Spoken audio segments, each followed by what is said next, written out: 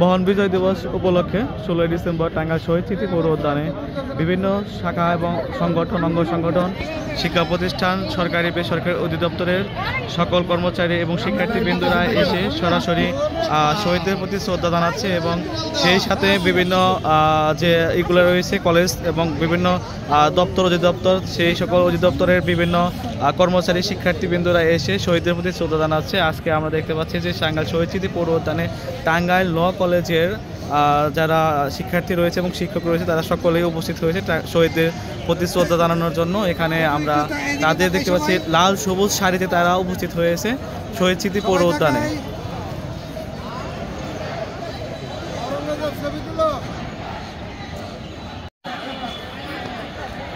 ল কলেজের শিক্ষার্থীরা এবং শিক্ষকরা তারা তাদের শ্রদ্ধাঞ্জলি নিবেদন করার জন্য ফুল হাতে শহীদ মিনারের দিকে উঠতেছে, অর্থাৎ স্মৃতিসৌধ টাঙ্গাইল শহীদ স্মৃতি পৌর উদ্যানের কেন্দ্রীয় যে স্মৃতিসৌধটি রয়েছে সেই স্মৃতিসৌধে তারা যাচ্ছে।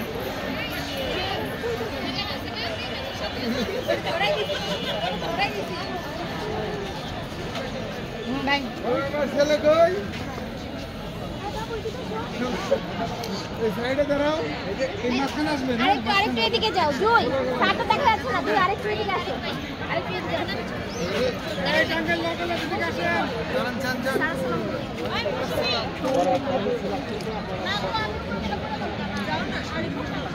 শারিক ভাই,